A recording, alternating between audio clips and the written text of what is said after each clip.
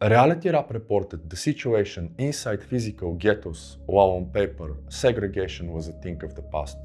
This book does that for the digital environments of Web 2.0. It documents how people have been contained and how something was irrevocably lost. While saturated with esotericism, spirits and dead muses is extremely interdisciplinary and cross-cultural / cross-referential. It speaks to frameworks, currents, and even abstractions grounded in life, tech, culture, art, civilization, etc. Without sounding elitist and based on what I've seen on Web 2.0, it is written for a rare few. Yet I have no doubts that such individuals are way more than what algorithms show. In this book, I just might be a reflection of them as much as an individual can reflect transpersonal. Western magic has the notion of becoming a vessel for the light, a hard transpersonal power. Perhaps successful workings intersect what you want and can accomplish with what such forces reveal you should and empower you to accomplish. Then you are that vessel. In Spirits and Dead Muses, I'm that vessel articulating what many feel but for whatever reason can't or find uncomfortable expressing. And when I started the first draft testing some of the ideas, I got comments saying just that. Artists, creatives, intellectuals, hopeless idealists, and dreamers who experienced firsthand the transition from reality with the OG internet to Web 2.0. Individuals who are taught that they no longer need to immigrate from peripheral economies, but simply keep discipline, follow their passions, dreams, or whatever, and live as cosmopolitans thanks to the borderless internet and meritocracy that silently never arrived. Others who felt betrayed when humanity shifted its focus from space explorations and moon landings to convenience apps, domesticisms, and mindless localisms and tribalisms. The more that's you, the more this book will make you feel seen and reflected. Assuming we feel something very similar, I told the world exactly what I mean, and if I could, I'd also wrap it.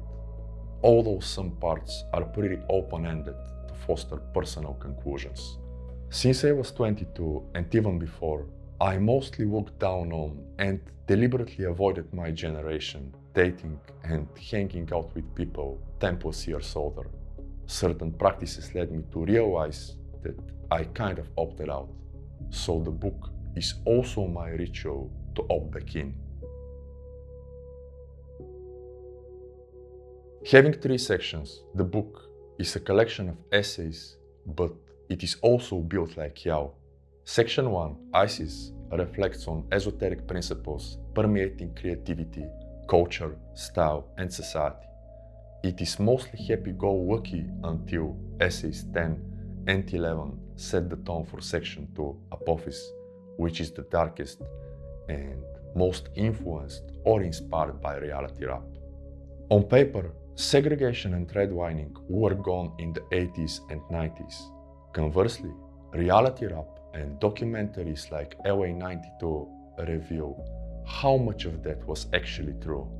Section 2 documents how, although indirectly and perhaps even unintentionally, something similar repeats digitally.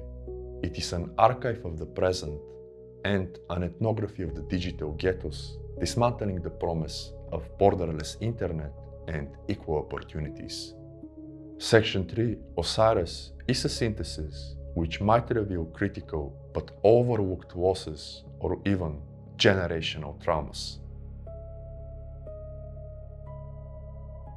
Each section has exactly 11 pieces. Each piece expounds on an aphorism or a synthetic reflection excluding 1 and 33. Essay 1 is only preceded by an aphorism opening the whole book. That aphorism establishes many things, including the necessity of magic in today's age of meaninglessness and reality failing to provide feedback and inspiration, hence the title Spirits and Dead Muses, which has multiple meanings. Essay 33 also doesn't have an opening aphorism, but concludes the whole book with a rhyme, or a poem, or a verse. More like two verses into one. I consider disclaiming that none of the written is a verdict, and hopefully it isn't, yet a voice kept insisting to leave it as unapologetic as possible, reminding me of reality rap's true energy. So while the book has no profanity, it might bring a similar fever. It is dedicated to those who recognize themselves in it, inspired by the movie Lion, which profoundly impacted me as a child, and was dedicated to those who lost their wives in the making. Like that film shows that Paris is not only Saint-Tropez and luxury, this book aims to do the same for Web 2.0. Esotericists usually come from metal, goth, rock, or rave backgrounds. Mine is hip-hop. Although I'm not a mystery knower or an adept. Seriously. I still practice my tagging or hand lettering in a sketchbook and hope to compete again as a turntablist, provided judges are not algorithms or anything of the sort. A reality rapper spits street knowledge to increase awareness of what happens in their neighborhoods. The gods of New York rhyme the supreme mathematics and other teachings of Clarence 13X. I attempted rapping as a child only to find that not doing it in English vastly defeats the purpose, or at least in most cases. As UK legends stress, hip-hop's and rap's universality largely comes from the English language. My childhood self felt most impressed with people freestyling on top of their heads. On the contrary, releasing my third book, I actually admire lyricists who architect their bars with underlying meanings of esotericism, culture, politics, etc. This is unbelievably special and magical. I guess those people really say what they mean. Rakim architects his bars by filling up spaces between dots until reaching the feeling that there simply can be no better words. The book's finishing rhyme is architected to one of my unreleased tracks, partially following that method. The rhyme conveys many of the themes and my personal story, at least metaphorically. I might never record it, but the book is out there, the closest I've been to that childhood dream. Practitioners will recognize the symbolism across systems. The first 8 bars were conceived during a cycle of Liber V, making the Saturn track I did release, The Death of My Cat, and realizing that something was lost for good back in 2024. A year later, I did most of the heavy lifting for the book by aggressively cycling supreme pentagrams fire and water through operant theory, and that was when the rhyme kinda became unignorable. So I took it seriously and it basically finished itself. The vertical intimacy and personal agency that such cycles cultivate are pretty unmatched in my personal opinion. I had my most mystical experiences yet writing Spirits and Dead Muses, and I believe that the right people will feel it. In many cases, there was an inexplicable urge to put concepts on paper an hour after workings, cancelling plans I had just made. The book is largely motivated by death and time, both ruled by Saturn. Don Juan teaches Castaneda that death is always next to him, giving him the best advice. Crowley explains that life is an initiation into sorrow, and those who devote themselves to her receive her twin sister Nephthys' perfection. Extending beyond depression or sadness, the vision of sorrow includes deep awareness of the limitations and consequences of everything. Visionaries see amazing opportunities and possibilities.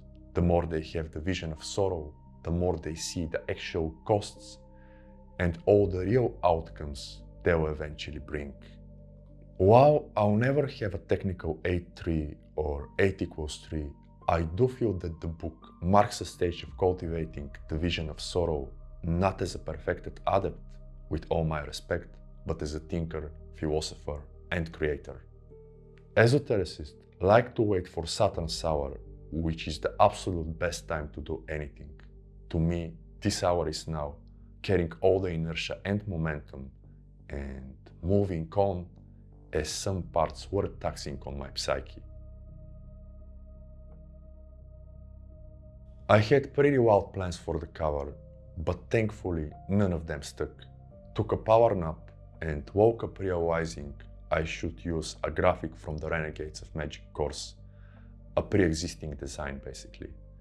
Maybe it had to do with the Saturn operation I arranged to limit decision making in that regard a day before.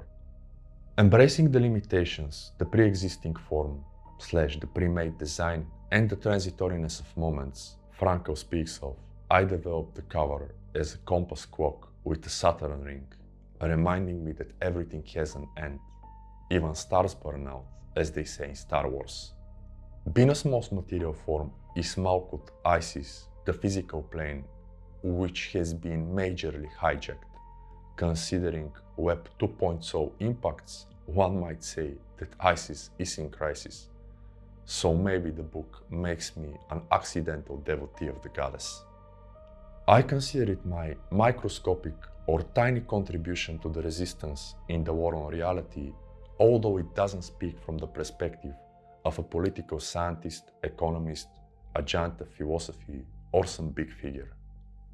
I'm a tiny polymath with almost 15 years of experience, so the book operates at that level within those boundaries and limitations. Like my previous books, I completed the project largely alone. AI helped me with formatting, which I passionately hate, and occasional terminology. All synthesis, arguments, and juxtaposition are my own, as evident from the first essay. Is it perfect? No. Is it for everyone or type of read? Also no. So get it or don't. Peace.